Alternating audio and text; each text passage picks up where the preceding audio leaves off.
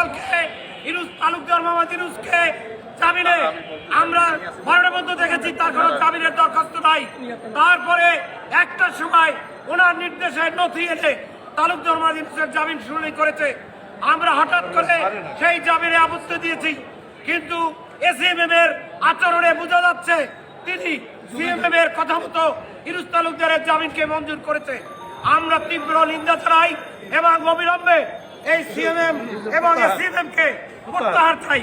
এখান থেকে প্রত্যাহার না করলে তাদের আদালত আমরা আজকে থেকে বর্জনের ঘোষণা দিলাম। আওয়ামী ফ্যাসিবাদকে এস্টাবলিশ করার জন্য বরিশালের রাজনীতিকে, বরিশালের মানুষকে ধ্বংস করার জন্য এই অপচেষ্টা চালিয়ে যাচ্ছে।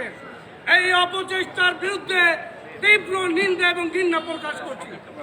আমরা মনে করি উনি যদি এখানে থাকেন তাহলে বরিশাল জেলা আইনজীবী সমিতি কোন অ্যাডভোকেট ওনার এখানে কোর্ট পরিচালনা করবেন না। বিশ্বের নানা প্রান্ত থেকে রেমিটেন্স লেনদেনে নগদ নিয়ে এলো হার না মানা হার অফার। সর্বনিম্ন 10,000 টাকার রেমিটেন্স নগদে পাঠালে স্বর্ণের হার জেতার সুযোগ। আপনারা জানেন আজকে হঠাৎ করেই আমরা এই বিক্ষোভ মিছিলের আয়োজন করেছি। এটার কারণ হলো আমরা পূর্ব থেকেই এই বরিশালের সিএমএম তিনি জয়েন করার পর থেকেই তিনি আওয়ামী লীগের পক্ষে, ফ্যাসিস্টের পক্ষে বিভিন্ন ধরনের মন্তব্য করেছেন। আমরা সহ্য করেছি নীরবে, কিন্তু আমাদের সহ্যের বাঁধ ভেঙে গেছে।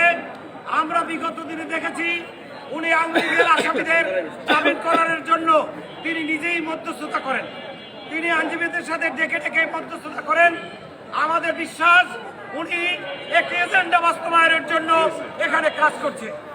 আপনারা জানেন উচ্চ আদালতে নিজ কেস পেন্ডিং থাকা অবস্থায় এই সিএমএম এবং তার অধীনস্থ আওয়ামী লীগের দোসর এসিএমএম তারা সেই জামিনগুলো দিয়ে দিচ্ছে। আজকে থেকে কোন অ্যাডভোকেট ওই কোর্টে এই দুইটা করে ঢুকবেন না, তাদেরকে প্রত্যাহার করা না। আমরা আইনজীবীরা ওই কোর্টে ঢুকবেন না। কোন আইনজীবী ঢুকবে তার বিরুদ্ধে আমরা ব্যবস্থা গ্রহণ করবো। ওবায়দুল কাদেরের ভাই না, চাই না, চাই না, চাই না, চাই না।